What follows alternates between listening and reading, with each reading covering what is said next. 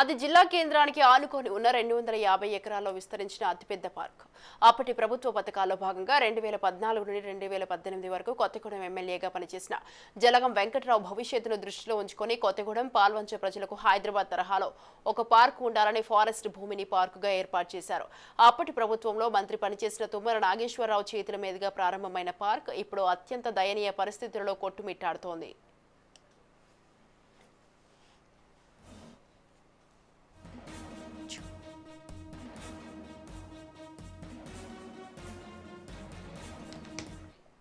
అత్యంత వైభవంగా ప్రారంభమైన ఈ పార్క్ ఈ స్థితికి రావడానికి గల కారణాలేంటి? అసలు ఈ పార్క్ లో ఉన్న అసౌకర్యాలు ఏంటి? అది పాలకుల నిర్లక్ష్యమా, ఫారెస్ట్ అధికారుల అశ్రద్ధ? అసలు ఎటువంటి చర్యలు చేపడితే మళ్ళీ మునుపటిలా ప్రజలు పార్క్ ను ఆదరిస్తారు?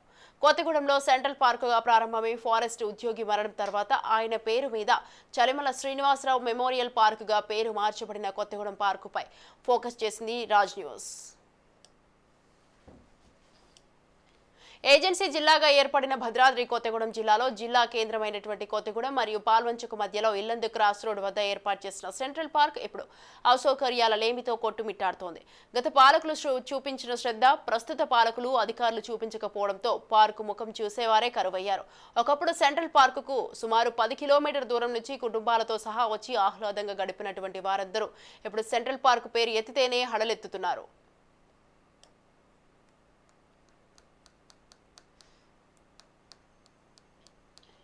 ముఖ్యంగా చిన్నపిల్లలు ఆడుకునే వస్తువులతో పాటు డంగ్ పాండ్, బోట్ షికార్ ఇవన్నీ కూడా ఆరంభ శూరత్వం అన్నట్టే.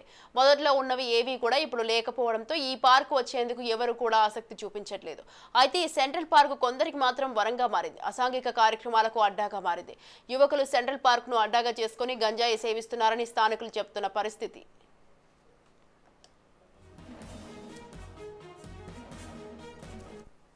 ఒక వెలుగు వెలిగిన సెంట్రల్ పార్క్ ఇప్పుడు చీకట్లు కమ్ముకుంటున్న పరిస్థితి. ఒకవైపు అసాంఘిక కార్యక్రమాలు, మరోవైపు సౌకర్యాల లేమితో కుటుంబాలతో ఆహ్లాదంగా గడుపుదామనే వారికి సెంట్రల్ పార్క్ వైపు రావడానికి భయపడేలా చేస్తున్నాయి. ఇప్పటికైనా జిల్లా అధికారులు, ఫారెస్ట్ అధికారులు, ప్రస్తుత నాయకులు వీరందరూ కూడా సెంట్రల్ పార్క్ పై దృష్టి సారించి సౌకర్యాలను అభివృద్ధి చేసినట్లయితే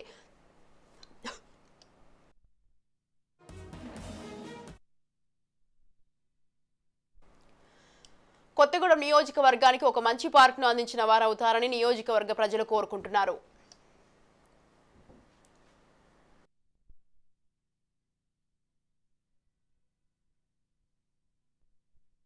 50 ఎకరాలకు పైన సెంట్రల్ పార్క్ ఆహ్లాదం కోసం అయితేంది, వాకింగ్ కోసం అయితేంది, వ్యాయామం కోసం అని అన్ని రకాలుగా ఉపయోగపడుతుందని చెప్పి ఆ రోజున ఆగ మేఘాల మీద ప్రారంభోత్సవం మీద చేసేది. కానీ ఇటీవల కాలంలో మనం చూసుకున్నట్టయితే ఆ యొక్క సెంట్రల్ పార్క్ సరైన పర్యవేక్షణ లేదు, సరైన ఏర్పాటు సదుపాయాలు లేవు.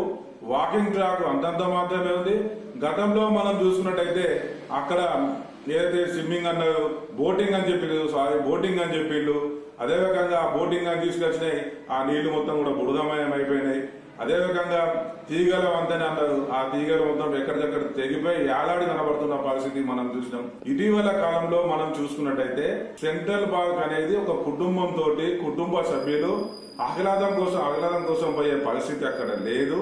ఎందుకంటే పట్టపగలు అక్కడికి ప్రేమ జంటలు రావటము, అశ్లీల కార్యక్రమాలు జరగటము, మధ్యాహ్నం పూట, పొద్దున పూట, అర్ధరాత్రి సమయాలలో కూడా ఏ సమయం సందర్భం లేకుండా మందు బాబులకి అది ఒక అడ్డాగా మారింది.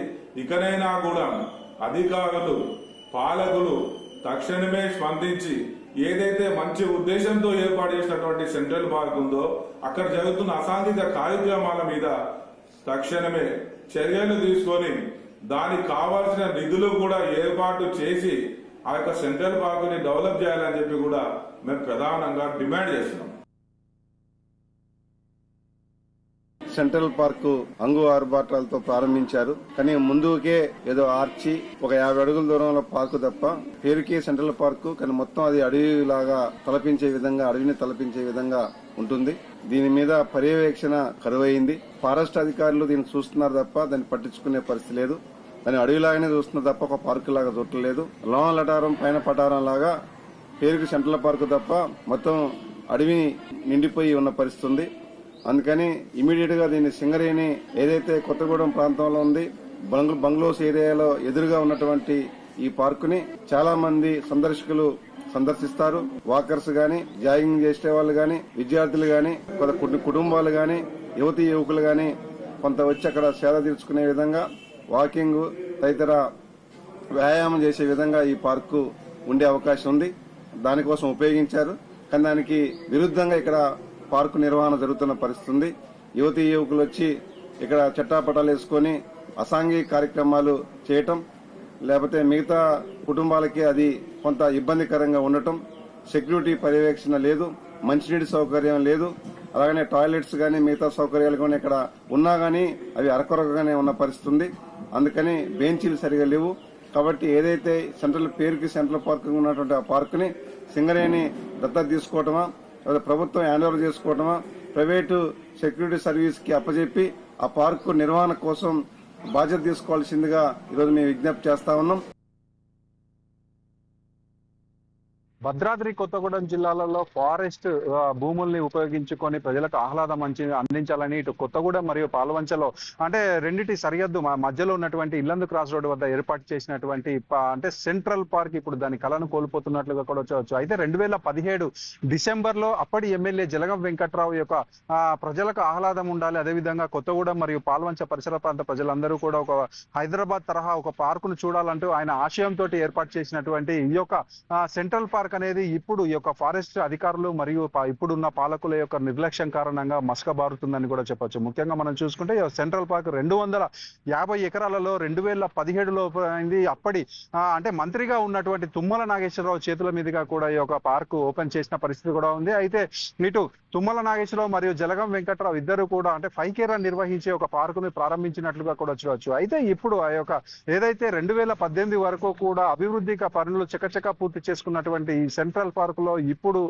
అనేకమైనటువంటి అభివృద్ధి కార్యక్రమాలు ఆగిపోగా అప్పుడున్నటువంటి అంటే చిల్డ్రన్స్ అంటే పిల్లలు ఆడుకునేటటువంటి ఆట వస్తువులు కావచ్చు, లేకపోతే అనేకమైనటువంటి అభివృద్ధి కార్యక్రమాలు అన్ని కూడా పూర్తిగా ఆగిపోయినట్లుగా కూడా చూడవచ్చు. దీనికి కారణం ఇప్పుడు ఏదైతే పాలకులు కావచ్చు, లేకపోతే ఆ ఫారెస్ట్ అధికారుల ముఖ్య నిర్లక్ష్యం కారణంగానే ఈ యొక్క అభివృద్ధి కార్యక్రమాలు ఏవి కూడా ఈ సెంట్రల్ పార్క్ లో జరగట్లేదని కూడా మనకు తెలుస్తుంది.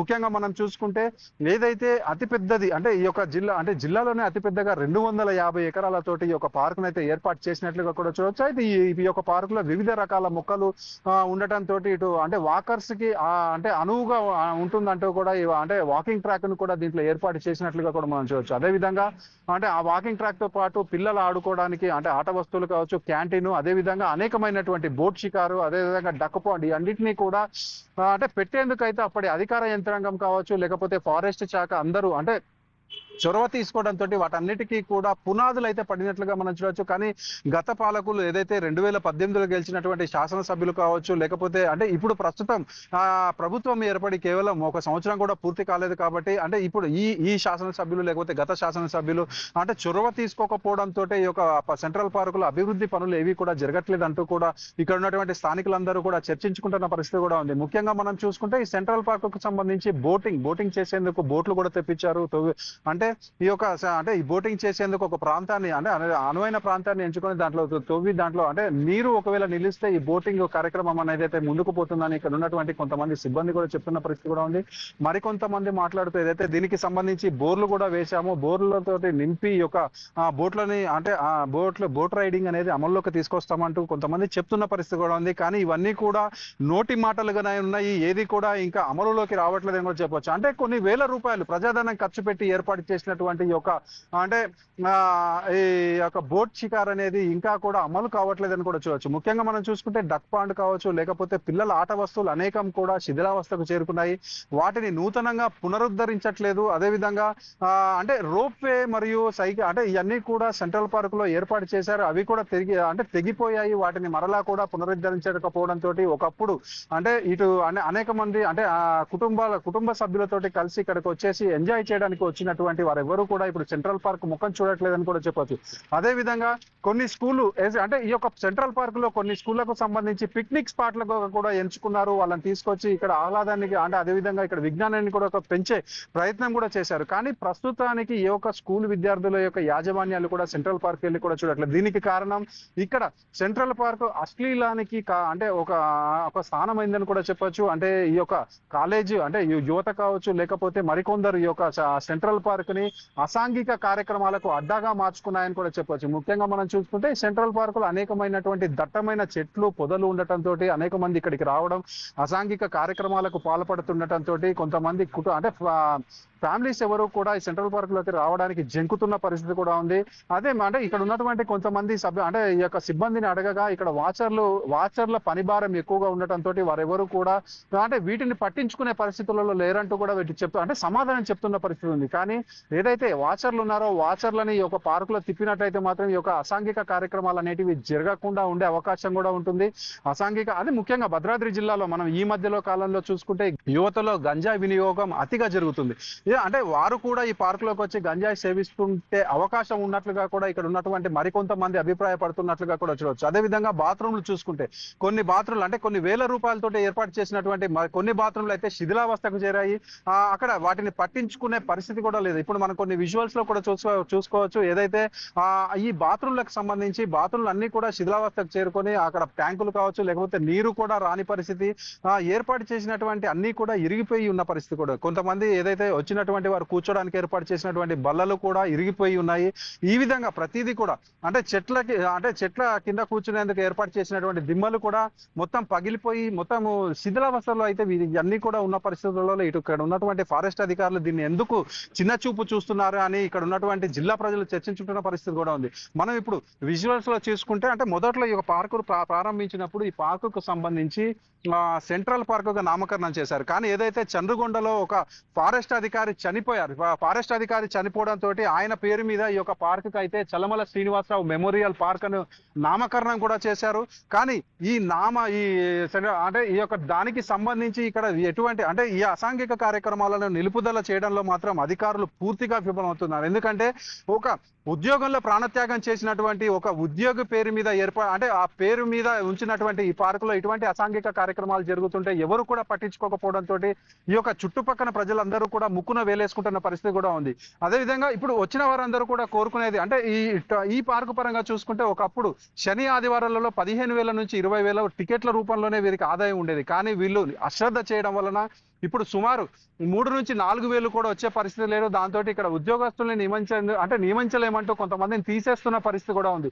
మొత్తంగా మనం చూసుకుంటే ఈ యొక్క ఫారెస్ట్ అధికారులు కావచ్చు, అదేవిధంగా జిల్లా అధికారులు అంటే జిల్లా కలెక్టర్ స్థాయి నుంచి లేకపోతే ఇప్పుడున్న శాసనసభ్యులు కావచ్చు, వీరందరూ కూడా నిర్లక్ష్యాన్ని వీడి అంటే సెంట్రల్ పార్క్ ను అభివృద్ధి చేసినట్లయితే గతంలో ఏదైతే ఒక 10-20 కిలోమీటర్ల నుంచి ఒక సెంట్రల్ పార్క్ వచ్చినటువంటి ప్రజలందరూ కూడా మరలా కూడా సెంట్రల్ పార్క్ ముఖం చూసే అవకాశం ఉంది. కావున ఇప్పటికైనా కూడా అంటే ఫారెస్ట్ అధికారులు కావచ్చు, జిల్లా అధికారులు వీరందరూ కూడా సెంట్రల్ పార్క్ పరంగా ప్రత్యేక దృష్టి పెట్టి దానిని అభివృద్ధి చేయాలంటూ కూడా ఇక్కడ ఉన్నటువంటి ప్రజలందరూ కూడా కోరుకుంటున్న పరిస్థితి కూడా ఉంది.